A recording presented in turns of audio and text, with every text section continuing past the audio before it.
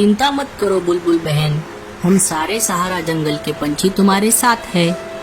जैसा कि हमारे जंगल का नियम है, आज से सारे पंछी मिलकर तुम्हें रोजाना अनाज लाकर देंगे। सारे पंछी मिलकर बुलबुल के पति का अंतिम संस्कार कर देते हैं।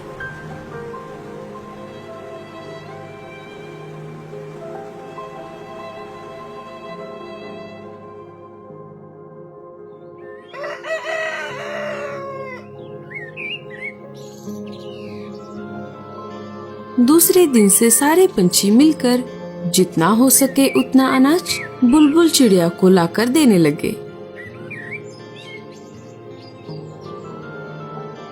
ये लो बुलबुल, मैंने तुम्हारे लिए ये ताज़ा ताज़ा अमृत लाया है। तुम और सोनू इसे खा लेना और जब भी तुम्हें किसी चीज की जरूरत पड़े मुझे बुला लेना।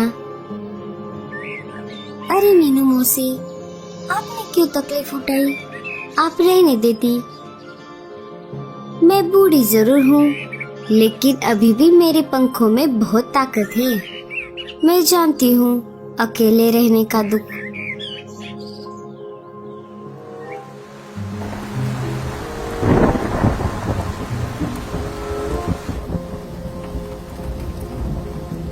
उस बुलबुल चिड़िया के तो मजे हैं। उसका पति मर के भी उसके काम आ गया।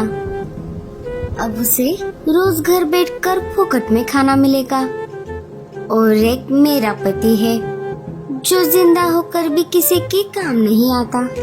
हमें ऐसे ही भूखे पेट सोना पड़ता है और उसे ही अनाज खिलाना पड़ता है। तभी कालू के दिमाग में एक आइडिया आ जाती है। अरे गोरी, क्या आइडिया दिया है तुमने? अब इस खाली दिमाग में कौन सी खिचड़ी पक रही है? तुम एक बार मेरी बात तो सुन लो। मैं एक काम करता हूँ, मैं मरने का और तुम रोने का नाटक करो। जैसे ही जंगल में ये बात फैल जाएगी कि मैं मर गया हूँ, तो सारे पंछी मिलकर हमें भी अनाज ला कर देंगे। आपका दिमाग तो ठीक है ना? अगर हम पकड़े गए तो कहीं के नहीं रहेंगे। अरे भगवान, कुछ नहीं होगा। मैं हमारे घर के पास वाले कमरे के माले पर छुपा रहूंगा और सिर्फ रात होने पर ही बाहर निकलूंगा। गोरी को कालू का आइडिया अच्छा लगता है। ठीक है, फिर मर जाओ जल्दी से। क्या क्या कहा तुमने? अरे अरे, मेरा मतलब है मरने का नाटक करो। आप भी ना कालू जी। फिर क्या था, गोरी जोर जोर से रोने लगती है। सारे पंछी जमा होने लगते हैं।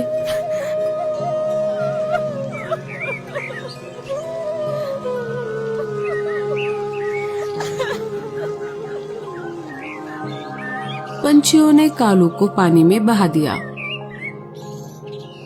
नियम के मुताबिक सारे पंछियों ने मिलकर कालू के परिवार को अनाज दे दिया।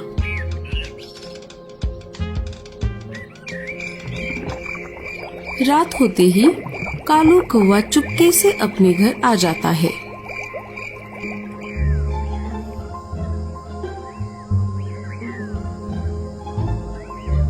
देखा तुमने गोरी, मेरी एक आइडिया की वजह से अब हम भूखे नहीं मरेंगे।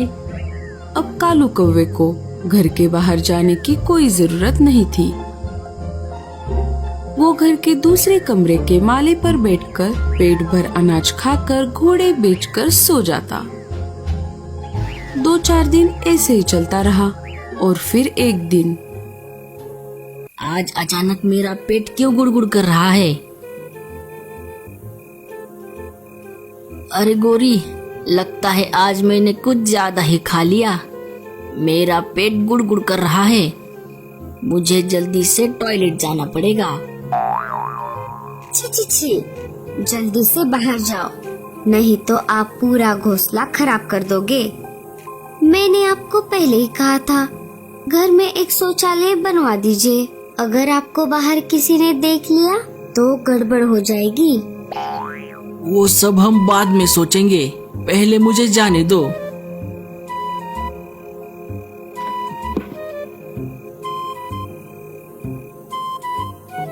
अरे आज अचानक मेरा पेट क्यों गुड़गुड़ कर रहा है?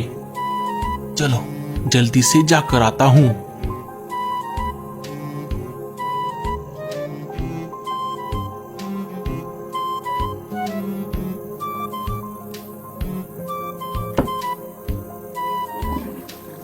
अरे इस वक्त कौन गया होगा अंदर?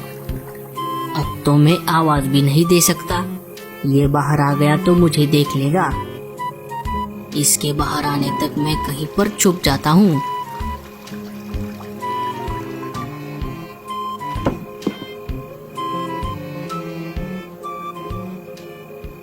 लगता है जो अंदर गया था वो बाहर आ गया है। अब मुझसे ज्यादा बर्दाश्त नहीं होता।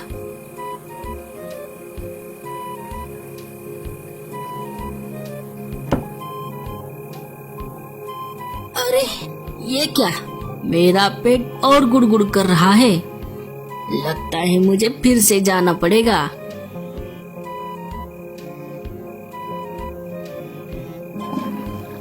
शायद अंदर कोई गया है।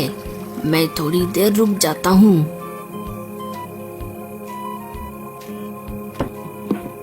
जैसे ही उल्लू ने कालू को देखा वो बहुत डर जाता है।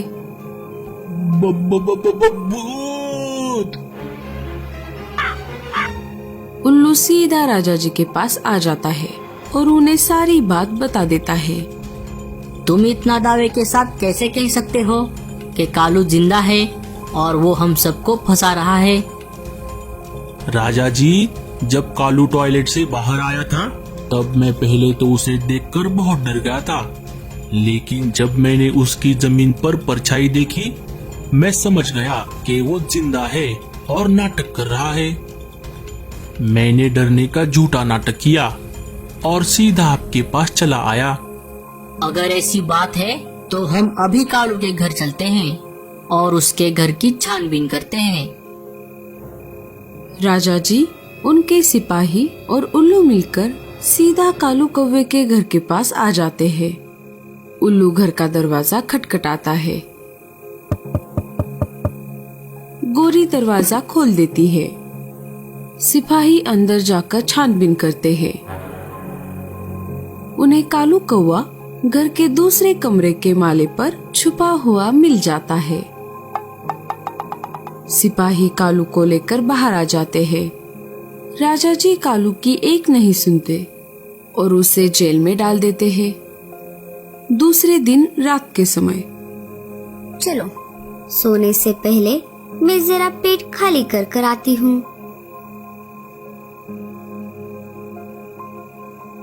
जैसे ही मीनू मौसी टॉयलेट के पास पहुंच जाती है, बुलबुल का पति जेंट्स टॉयलेट से बाहर आ जाता है। भूत! अरे बाप रे, ये मीनू मौसी कहाँ से आ गई? लगता है कालू के जैसे मेरा भी भांडा एक दिन फूट जाएगा। तो दोस्तों, कैसी लगी आपको हमारी ये कहानी? हमें कमेंट्स में जरूर बताना और स्टोरी अच्छी लगे तो लाइक और शेयर जरूर कर देना।